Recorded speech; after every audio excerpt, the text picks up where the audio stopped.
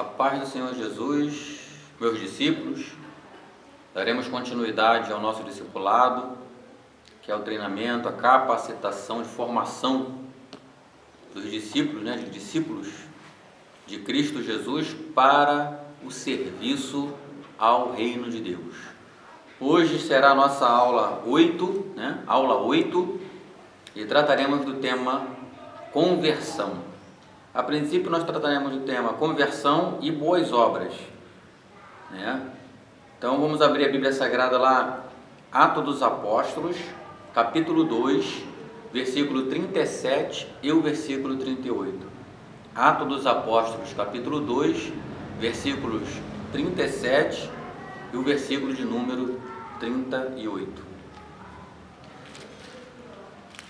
Então, Atos dos Apóstolos, nós sabemos que é um livro histórico, onde ali conta a história da igreja, E é um livro que não tem fim, O livro está sendo escrito até os dias atuais por nós, da Igreja de Cristo Jesus.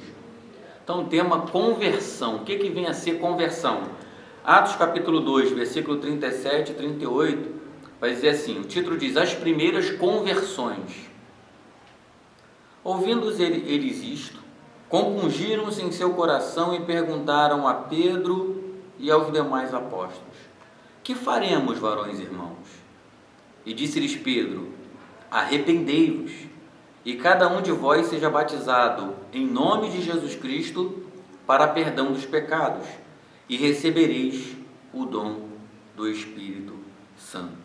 Então, mediante a primeira pregação de Pedro, agora aquele discurso tão conhecido de Pedro, após o advento da descida do Espírito Santo, do revestimento de poder, da capacitação para que eles pudessem pregar com autoridade, com ousadia e com poder, ele trazendo toda a revelação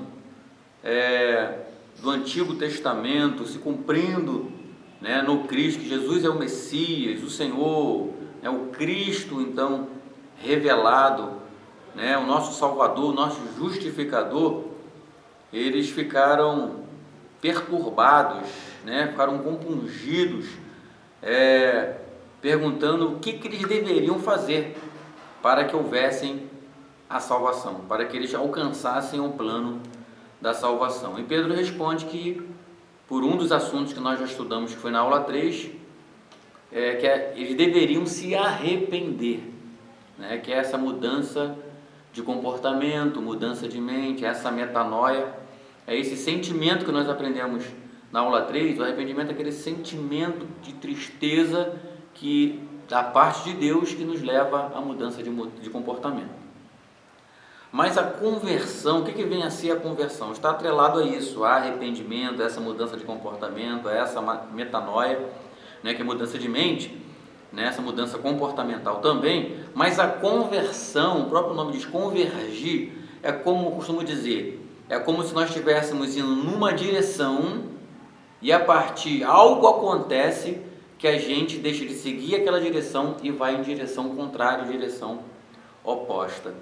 Por exemplo, nós, antes de nos convertermos a Cristo Jesus, antes de nos converter, porque o que aconteceu nesse percurso? Nós andávamos por um percurso, num caminho, numa direção, até aquele dia que nós ouvimos o Evangelho, tivemos um encontro com Cristo e a partir de então, nós mudamos a nossa direção.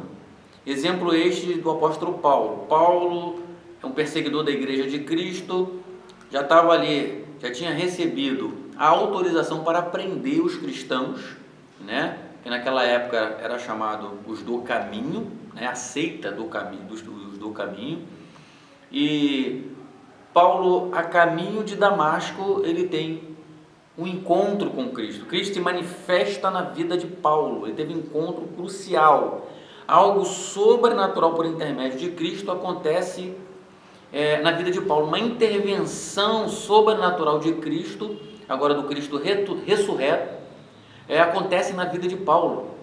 Paulo, a partir daquele momento, ele estava caminhando por um percurso e Cristo muda esse percurso.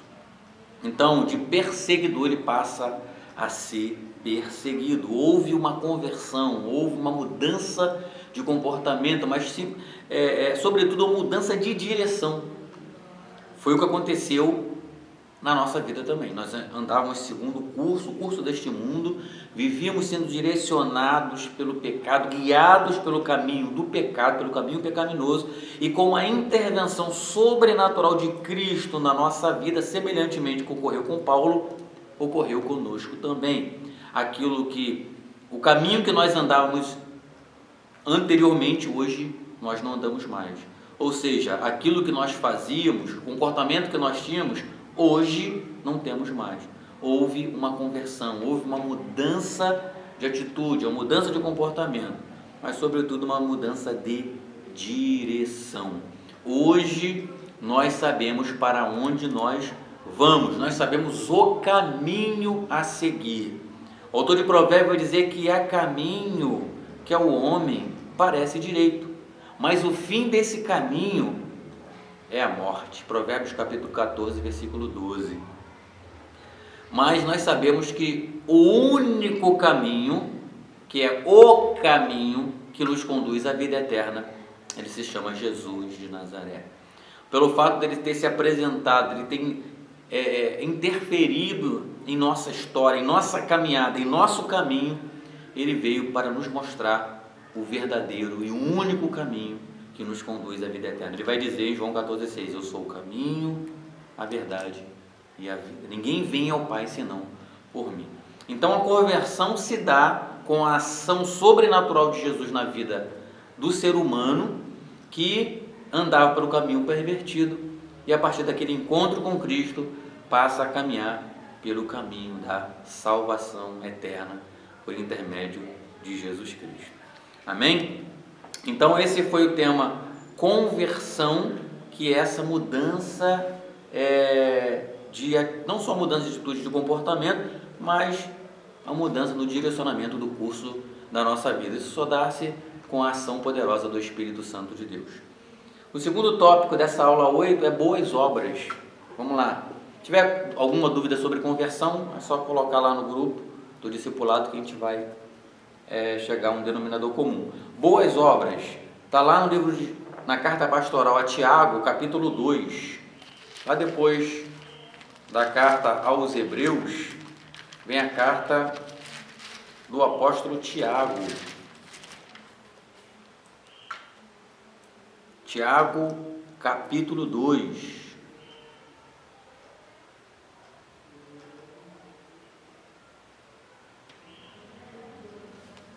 Tiago, capítulo 2, estaremos lendo do versículo 14 ao versículo 26. Segundo a tradição, esse Tiago aqui era o próprio irmão de Jesus, né? Se converteu aí durante a caminhada do próprio Cristo. Tiago, capítulo 2, do versículo 14 ao versículo 26, nós estaremos trazendo a verdade, né? A luz, por intermédio da palavra de Deus, que é a verdade, né? A verdade não é uma palavra, não é um ensinamento, não é uma palavra filosófica, não é uma filosofia, né? Mas a verdade é o próprio Cristo. Ele é o caminho, a verdade e a vida. Então a verdade se chama Jesus de Nazaré.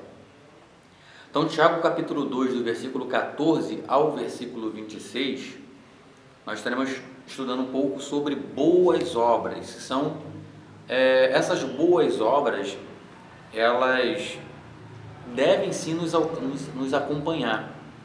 As boas obras são as obras feitas pelo nascido de novo, pelo discípulo de Cristo. Ele é inclinado pelo Espírito Santo à prática das boas obras. Mas nós vamos ver que boas obras não salvam. Nós não somos salvos por intermédio dessas boas obras. Existem algumas crenças que acreditam que são salvos, que vão alcançar o caminho, que vão alcançar a salvação, né, que vão alcançar a vida eterna por intermédio dessas boas ações, das boas obras.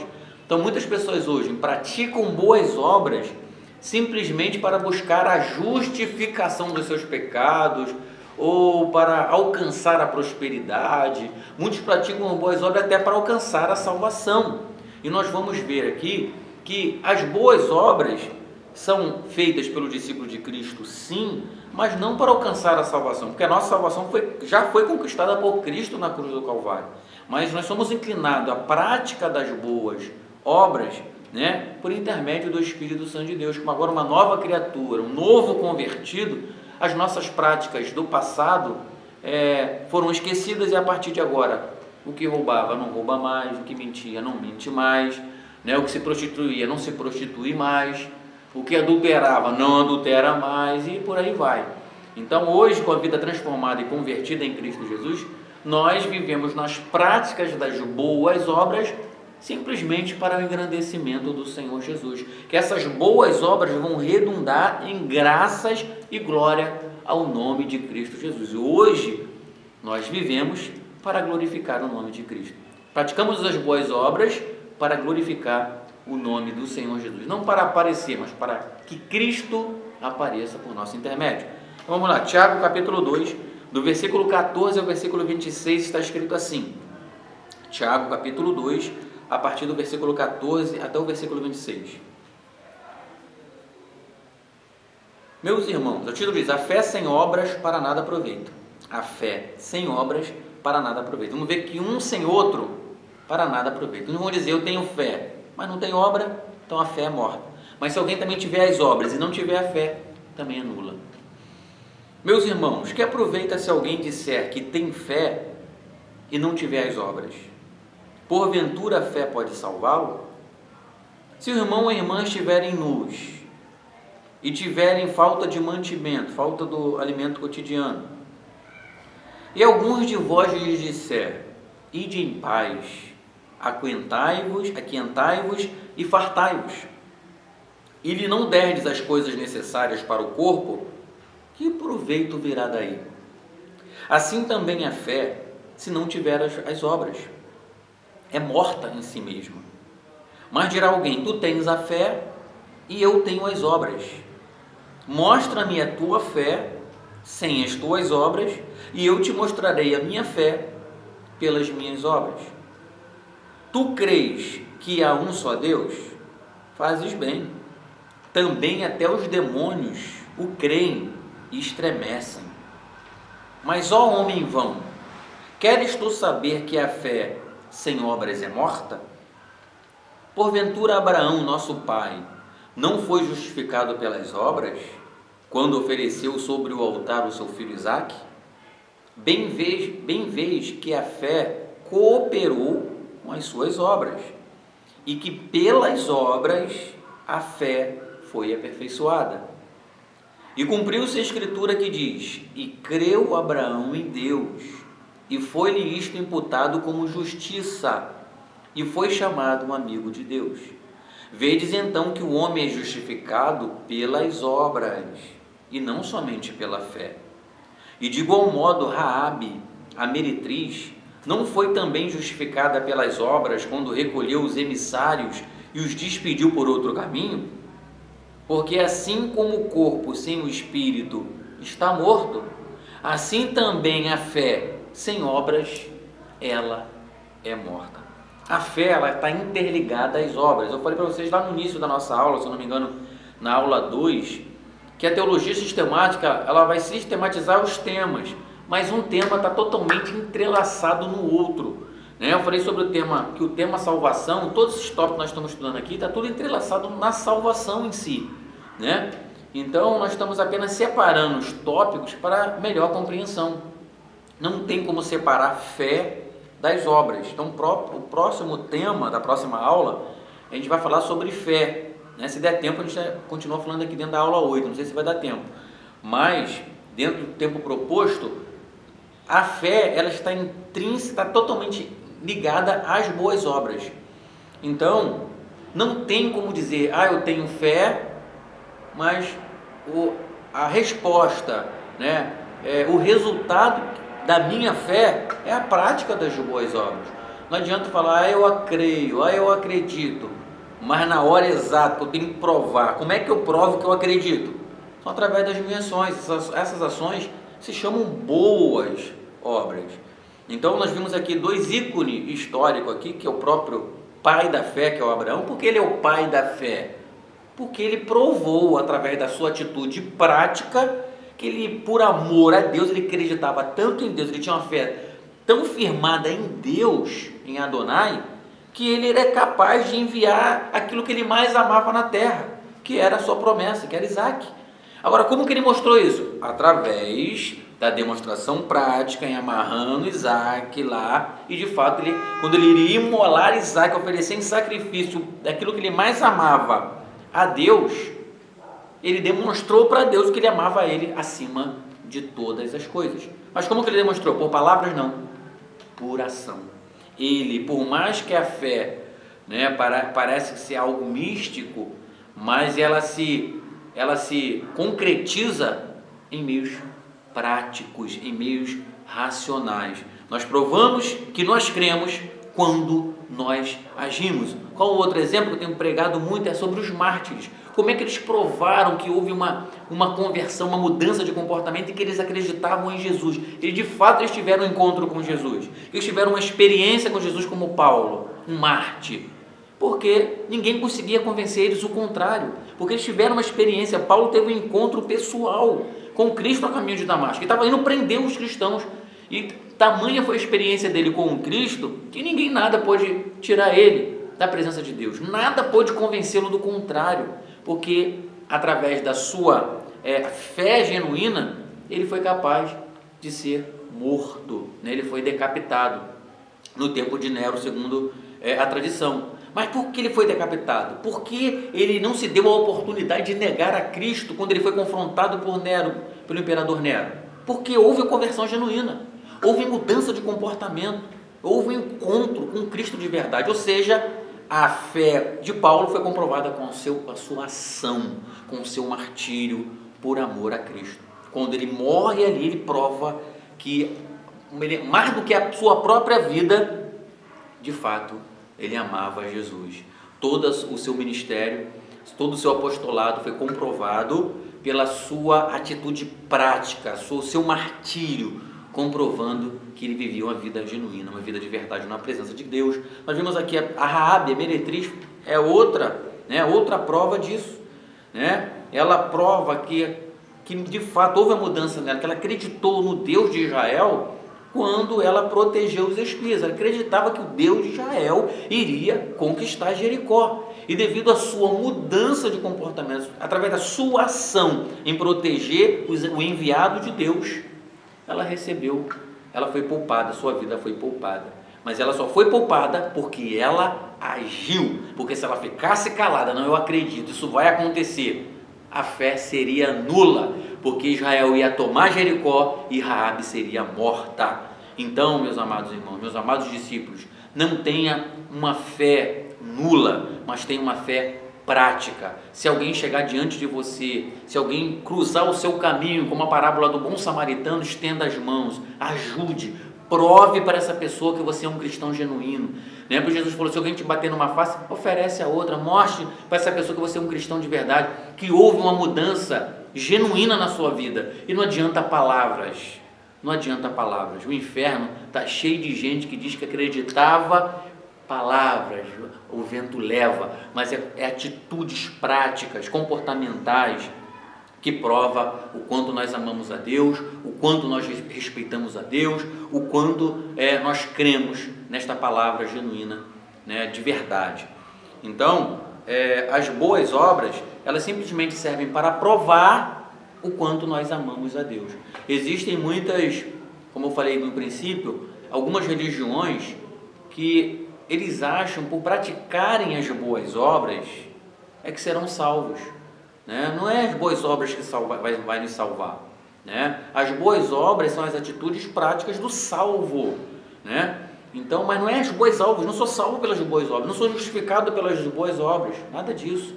Contanto que lá no juízo final, né, quando todos serão julgados, quando tanto grandes e pequenos, já o juízo do trono branco, quando eu falo todos são os perdidos, é claro, não são os salvos, mas todos os perdidos serão julgados lá diante do trono branco. E serão abertos livros de lá em Apocalipse. Os livros, que são os livros aí? São os livros das obras. Então, quando abrir esses livros, muitas pessoas vão sorrir, né? Porque praticaram muitas boas obras, fizeram muitas boas ações, doaram muitas cestas básicas, ajudaram muitas pessoas. Só que tem um livro que sobrepõe o livro das obras, que é o livro da vida. E para ser escrito no livro da vida, somente mediante a fé. Então uma coisa está ligada à outra. Para você ser escrito, nós sermos escritos no livro da vida, é mediante a fé em Cristo Jesus. E as obras é o resultado dessa fé genuína, né? Dessa mudança comportamental, dessa mudança realizada por esta fé em Cristo. Mas você é salvo mediante a fé em Cristo. Mediante a fé, a gente vai estudar sobre a fé já. Mas é mediante a fé, mas uma coisa está ligada à outra. Quando abrir o segundo livro, que é mediante a fé em Cristo Jesus, e o nome deles não estiverem lá, não vai adiantar nada ter várias e várias páginas escritas no livro de várias obras, não vai adiantar nada, porque somente aqueles que estiverem escritos no livro da vida do Cordeiro, esses serão salvos. E nós sabemos que só estarão escritos no livro da vida do Cordeiro quem em vida recebeu a Jesus, o Cordeiro de Deus, que tira o pecado do mundo. Dá tempo para nós fazermos o tema fé? Em quantos minutos, André? 8 minutos? Então dá tempo sim. Vamos agora então para o tema fé. Se não der, a gente termina na próxima, continuando falando sobre fé, né? Abra aí em Efésios capítulo 2, versículo 8. Vou anotar aqui, fé, Efésios capítulo 2, versículo 8. Depois de carta de Paulo, agora é uma carta paulina, né? Depois de Gálatas, vem carta da igreja de Éfeso, capítulo 2, versículo 8, aos Efésios. Então o tema agora, vamos aproveitar o tempo, e o tema é fé. Efésios capítulo 2, versículo 8 diz assim: porque pela graça sois salvos, por meio da fé. E isso não vem de vós, é dom de Deus. Olha o versículo 9: não vem das obras, para que ninguém se glorie, porque somos feitura sua, criados em Cristo Jesus, para as boas obras, as quais Deus preparou para que andássemos nelas. Apenas ratificando aquilo que eu falei sobre boas obras aqui, e sobre, agora falando intrinsecamente, especificamente sobre fé. Uma coisa está ligada na outra. A fé nos prepara para as boas obras. Nós somos salvos por meio da fé, né? Pela graça, por meio da fé. Então, para o nome ser escrito no livro da vida, é mediante a graça alcançada por meio da fé. Mas o que é isso? O que é fé? A gente vai lá para Hebreus capítulo 11, carta aos Hebreus capítulo 11, vai falar sobre a natureza da fé e exemplos da fé tirados lá do Antigo Testamento. Então, Hebreus capítulo 11, eu vou ler do versículo 1 ao versículo 6. Hebreus capítulo 11, do versículo 1 ao versículo 6. O que vem a ser fé? Só salvo pela graça mediante a fé? Mas o que é isso? O que vem a ser fé? Né? Então, Hebreus 11 diz assim: ora, a fé, está dando a definição de fé, ela é o firme fundamento, ela é a base de tudo, das coisas que se esperam. Ora, a fé é o firme fundamento das coisas que se esperam e a prova das coisas que se não veem. Porque por essa fé, os antigos alcançaram um testemunho. Pela fé, entendemos que os mundos, pela palavra de Deus, foram criados, de maneira que aquilo que se vê não foi feito do que é aparente.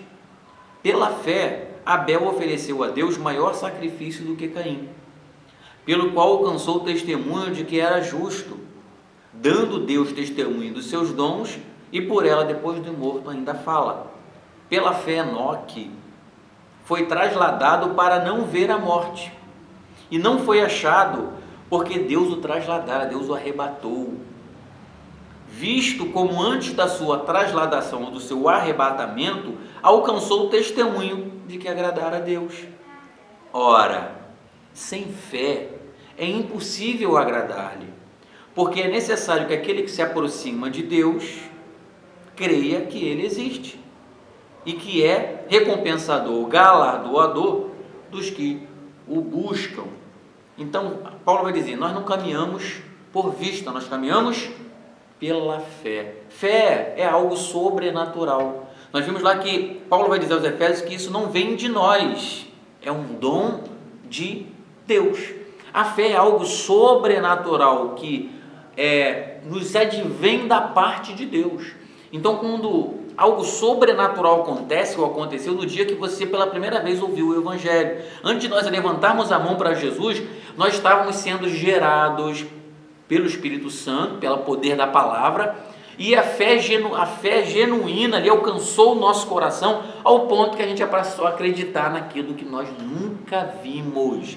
Nós não caminhamos por visto, não é porque eu vi, é porque eu creio, é mediante a esta fé sobrenatural, né? Não simplesmente é uma fé irracional, não, é uma fé que permeia o campo racional, sim, ela é muito palpável, né? Porque mediante a fé eu creio que os mundos foram criados, e o mundo é algo palpável, né? Nós estamos vendo o mundo, nós acreditamos que todas as coisas foram criadas por Deus, e basta estudar aí física, química,